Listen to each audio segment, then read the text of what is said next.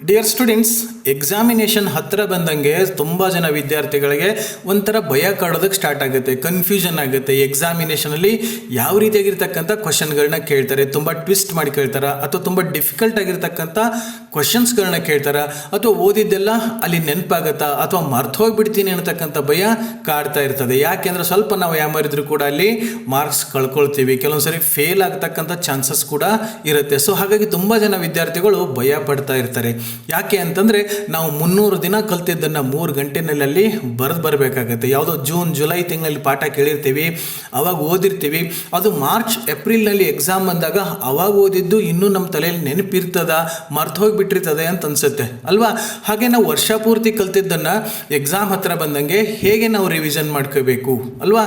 ನಿಮಗೆ English exam ಬಂದಾಗ 1 ಅಥವಾ 2 ದಿನ ಗ್ಯಾಪ್ ಮಾತ್ರ ಸಿಗುತ್ತೆ. ಆ 1 ಅಥವಾ 2 ದಿನ ಗ್ಯಾಪಲ್ಲಿ, ಅಥವಾ ಎಕ್ಸಾಮ್ ನಾಳೆ ಇದೆ ಒಂದೇ ದಿನ ಗ್ಯಾಪ್ ಇದೆ, ಈ ಒಂದು ದಿನದಲ್ಲಿ ನಾನು ಎಲ್ಲ ಪಾಠಗಳನ್ನ ಹೇಗೆ ರಿವಿಷನ್ ಮಾಡ್ಕೊಳ್ಳೋದು? ಇಡೀ ಟೆಕ್ಸ್ಟ್ ಬುಕ್ಕನ್ನು ಒಂದು ಕಡೆಯಿಂದ ಓದೋದಕ್ಕೆ ಆಗಲ್ಲ. ಎಲ್ಲ ಪಾಠಗಳ ಕ್ವಶನ್ ಆನ್ಸರ್ಸ್ಗಳನ್ನ ಮತ್ತೆ ಒಂದ್ಸರಿ ಕಲಿಯೋದಕ್ಕೂ ಕೂಡ ನಮಗೆ ಆಗಲ್ಲ. ಸುಮಾರು ಜನ ವಿದ್ಯಾರ್ಥಿಗಳು ಕಾಮೆಂಟ್ಸಲ್ಲಿ ಕೇಳಿದರು, ಇಡೀ ವರ್ಷ ಪೂರ್ತಿ ಓದಿರ್ತೀವಿ ಸರ್, ಎಕ್ಸಾಮ್ ಹತ್ರ ಬಂದಾಗ ಕೊನೆ ಮೂಮೆಂಟಲ್ಲಿ ನಾವು ಯಾವ ರೀತಿ ರೆಡಿ ಆಗಬೇಕು, ಸ್ವಲ್ಪ ಟೈಮಲ್ಲಿ ನಾವು ಎಲ್ಲ ಪಾಠಗಳನ್ನ ಹೇಗೆ ರಿವಿಷನ್ ಮಾಡ್ಕೋಬೇಕು, ಎಕ್ಸಾಮಲ್ಲಿ ನಮಗೆ ಅವೆಲ್ಲ ನೆನಪಾಗೋ ಥರ ಹೇಗೆ ಮಾಡ್ಕೋಬೇಕು ಅಂತ ಒಂದು ಕ್ವಶನನ್ನು ಕೇಳಿದರು.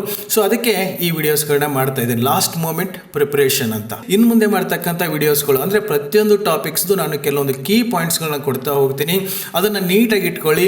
ಒಂದೊಂದು ಪಾಠಕ್ಕೆ ಜಾಸ್ತಿ ಅಂದರೆ 5 to 10 ಮಿನಿಟ್ಸಲ್ಲಿ ರಿವಿಷನ್ ಮಾಡ್ಕೊಳ್ಳೋದು ಹೇಗೆ ಅಂತ, ನೋಟ್ಗಳನ್ನ ಹೇಗೆ ಮಾಡ್ಕೋಬೇಕು, ಕೀ ಪಾಯಿಂಟ್ಸ್ಗಳನ್ನ ಹೇಗೆ ಮಾಡಿ ಇಟ್ಕೋಬೇಕು ಅನ್ನೋದನ್ನು ಹೇಳ್ತಾ ಹೋಗ್ತೀನಿ.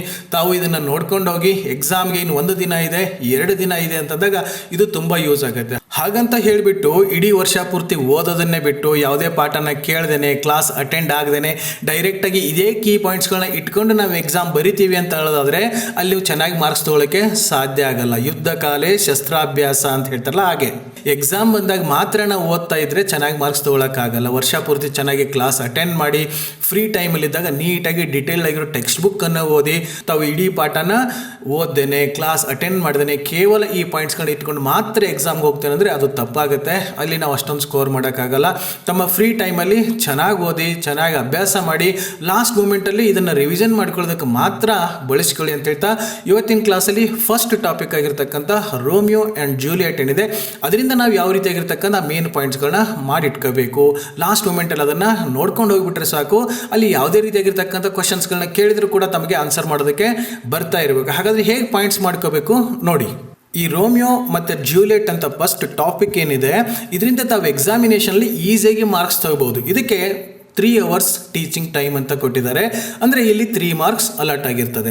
ಇದರಿಂದ ತಮಗೆ 3 ಅಂಕದ ಪ್ರಶ್ನೆಗಳನ್ನ ಕೇಳ್ತಾರೆ. ಸಮ್ಟೈಮ್ಸ್ 4 marks ಕೂಡ ಕೇಳ್ಬೋದು. ಹೇಗೆ ಅಂತಂದರೆ ಒಂದು ಮಲ್ಟಿಪಲ್ ಚಾಯ್ಸ್ ಕ್ವಶನ್ ಕೇಳಿ ಒಂದು 2 marks ಕ್ವಶನ್ ಕೇಳಿದರೆ ಅದು 3 marks ಆಗಿರ್ತದೆ. ಸಮ್ಟೈಮ್ಸ್ ಏನು ಮಾಡ್ತಾರೆ ಅಂದರೆ 1 marks ಅಂದರೆ ಮಲ್ಟಿಪಲ್ ಚಾಯ್ಸ್ ಕ್ವಶನನ್ನು ಕೇಳಿಬಿಟ್ಟು ಮತ್ತೆ 3 marks ಕ್ವಶನನ್ನು ಕೂಡ ಕೇಳ್ತಾರೆ. ಆವಾಗ 4 marks ಆಗುತ್ತೆ. ಸೊ 3 ಅಥವಾ 4 marks ನಮಗೆ ಇದರಿಂದ ಸಿಕ್ಕೇ ಸಿಗುತ್ತೆ. ಇಲ್ಲಿ ರೋಮಿಯೋ ಆ್ಯಂಡ್ ಜೂಲಿಯಟ್ ಕಂಪ್ಲೀಟ್ ನಾಟಕವನ್ನು ಓದ್ತಕ್ಕಂಥ ಅವಶ್ಯಕತೆ ಇಲ್ಲ. ಇಲ್ಲಿ ಅದರಿಂದ ತಗೊಂಡಿರ್ತಕ್ಕಂಥ 2 ಎಕ್ಸ್ಟ್ರಾಕ್ಟ್ಗಳನ್ನ ಮಾತ್ರ ಇಲ್ಲಿ ಕೊಟ್ಟಿದ್ದಾರೆ. ರೋಮಿಯೋ ಫಸ್ಟ್ ಟೈಮ್ ಜೂಲಿಯಟ್ನ ನೋಡಿದಾಗ ಅವನ ಮನಸ್ಸಿನಲ್ಲಿ ಯಾವ ರೀತಿಯಾಗಿ ಭಾವನೆಗಳಿತ್ತು ಅಥವಾ ಅವಳ ಸೌಂದರ್ಯವನ್ನು ಅವನು ಹೇಗೆ ಹೊಗಳ್ತಾನೆ ಅನ್ನೋದು ಫಸ್ಟ್ ಎಕ್ಸ್ಟ್ರಾಕ್ಟ್ನಲ್ಲಿದೆ. ಇನ್ನು ಸೆಕೆಂಡ್ ಜೂಲಿಯಟ್ ಸಂಬಂಧಪಟ್ಟಿರ್ತಕ್ಕಂಥ ಎಕ್ಸ್ಟ್ರಾಕ್ಟ್ ಏನಿದೆ, ಅವಳು ರೋಮಿಯೋ ಬಗ್ಗೆ ಯಾವ ರೀತಿಯಾಗಿರ್ತಕ್ಕಂಥ ಪ್ರೀತಿಯನ್ನು ಇಟ್ಕೊಂಡಿದ್ಲು. ಅದರಲ್ಲೂ ಮುಖ್ಯವಾಗಿ ಲಾಸ್ಟಲ್ಲಿದೆ ನೋಡಿ, ಅವಳು ತಮ್ಮ ಪ್ರೀತಿಯನ್ನು ಇಮ್ಮಾರ್ಟಲೈಸ್, ಜಗತ್ತಿನಲ್ಲಿ ಶಾಶ್ವತವಾಗಿ ಉಳಿಬೇಕು ಅಂತ ಬಯಸ್ತಾಳೆ. ಅದು ಹೇಗೆ ಅನ್ನೋದ್ರ ಬಗ್ಗೆ ಕ್ವಶನ್ ಕೇಳ್ಬೋದು, ಅಷ್ಟೇ ಇರೋದು. ಹಾಗಾದರೆ ಪಾಯಿಂಟ್ನ ಯಾವ ರೀತಿಯಾಗಿ ಮಾಡಿಟ್ಕೋಬೋದು ನೋಡಿ. ಲಾಸ್ಟ್ ಮೂಮೆಂಟಲ್ಲಿ ಇದನ್ನು ರೆಫರ್ ಮಾಡೋದಕ್ಕೆ ಯೂಸ್ ಮಾಡ್ಕೊಳ್ಳಿ. ಈಗ ರೋಮಿಯೋಗೆ ಸಂಬಂಧಪಟ್ಟಿರ್ತಕ್ಕಂಥ ಯಾವುದೇ ಪ್ರಶ್ನೆ ಕೇಳಿದರೂ ಕೂಡ ಈ ರೋಮಿಯೋ ಜೂಲಿಯಟ್ಸ್ ಬ್ಯೂಟಿನ, ಸೌಂದರ್ಯವನ್ನು ವರ್ಣನೆ ಮಾಡ್ತಾನಲ್ಲ, ಇಲ್ಲಿ ಕೆಲವೊಂದು ಸಿಮಿಲಿ ಮತ್ತು ಮೆಟಾಫರ್ಗಳನ್ನ ಬಳಸ್ತಾನೆ ಅವನು, ಹೋಲಿಕೆಗಳು ಅಲ್ವಾ, ರೂಪಕಾಲಂಕಾರ, ಉಪಮಾಲಂಕಾರ ಅಂತ ಕರೀತಿರಲ್ಲ, ಅದನ್ನು ಬಳಸಿ ಅವಳ ಸೌಂದರ್ಯವನ್ನು ವರ್ಣನೆ ಮಾಡ್ತಾನೆ. ಹೇಗೆ ವರ್ಣನೆ ಮಾಡ್ತಾನೆ ಅನ್ನೋದು ತಾವು ನೆನಪಿಟ್ಕೊಂಡ್ರೆ ಸಾಕು. ಇದಕ್ಕೆ ಸಂಬಂಧಪಟ್ಟಿರ್ತಕ್ಕಂಥ ಪ್ರಶ್ನೆ ಕೇಳಿದಾಗ ತಾವು ಈಸಿಯಾಗಿ ಆನ್ಸರ್ನ ಮಾಡಿಬಿಡ್ಬೋದು. ಹೇಗೆ ಪಾಯಿಂಟ್ಗಳನ್ನ ಮಾಡಿಟ್ಕೋಬೇಕು ನೋಡಿ. Romeo is fascinated by Juliet's beauty ಅಲ್ವಾ. ಫಸ್ಟ್ ಟೈಮ್ ಅವಳು ನೋಡಿದಾಗ ಅವಳ ಸೌಂದರ್ಯಕ್ಕೆ ಇವನು ಮಾರು ಹೋಗ್ತಾನೆ. ರೋಸಲಿನನ್ನು ಹುಡುಕೊಂಡು ಹೋಗಿರ್ತಾನೆ, ಬಟ್ ಫಸ್ಟ್ ಟೈಮ್ ಜೂಲಿಯಟ್ನ ನೋಡಿದಾಗ ಅಂಥ ಸೌಂದರ್ಯ ನಾನು ನೋಡೇನೇ ಇಲ್ಲ, ಅವಳಿಗೆ ಮರುಳಾಗಿ ಬಿಡ್ತಾನೆ ಸೌಂದರ್ಯಕ್ಕೆ.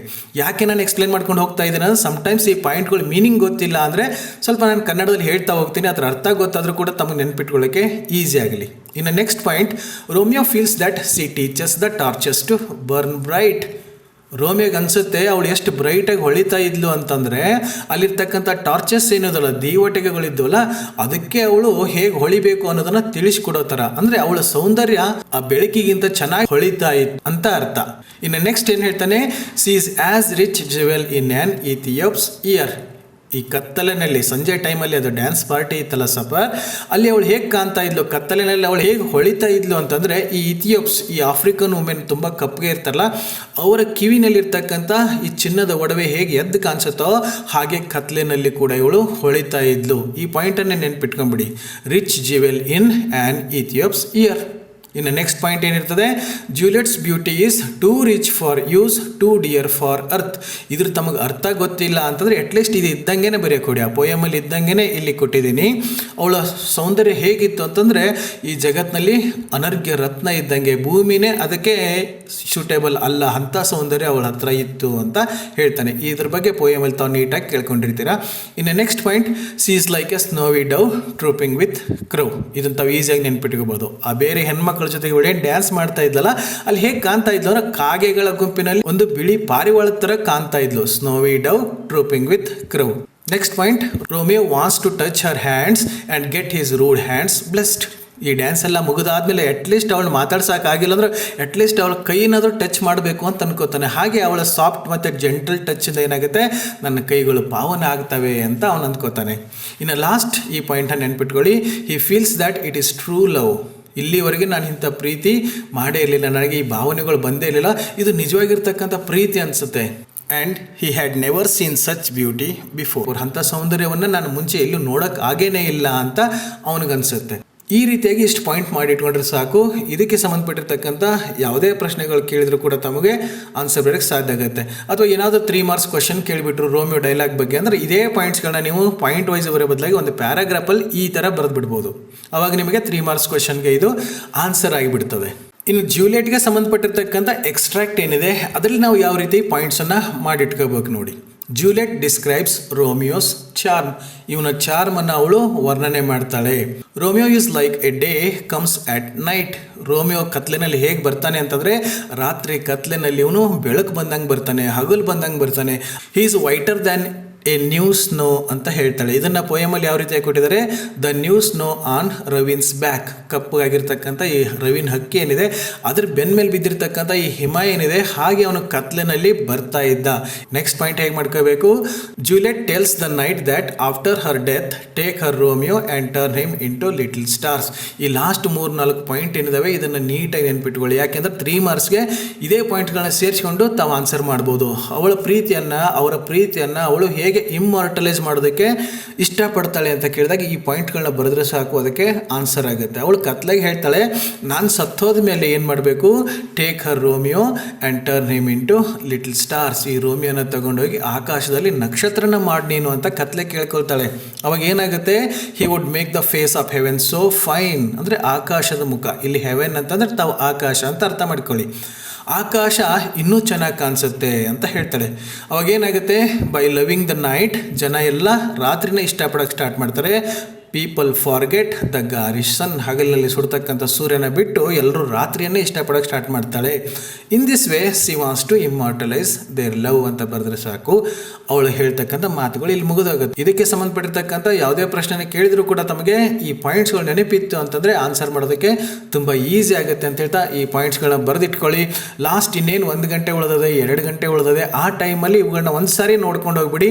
ಅದಕ್ಕೆ ಸಂಬಂಧಪಟ್ಟಿರ್ತಕ್ಕಂಥ ಎಲ್ಲ ಪಾಯಿಂಟ್ಗಳು ತಮಗೆ ನೆನಪಿರ್ತವೆ, ಎಕ್ಸಾಮಲ್ಲಿ ಈಸಿಯಾಗಿ ಮಾಡ್ಬೋದು ಅಂತ ಹೇಳ್ತಾ ಇವತ್ತಿನ ಕ್ಲಾಸ್ ಇಲ್ಲೇ ಮುಗಿಸೋಣ.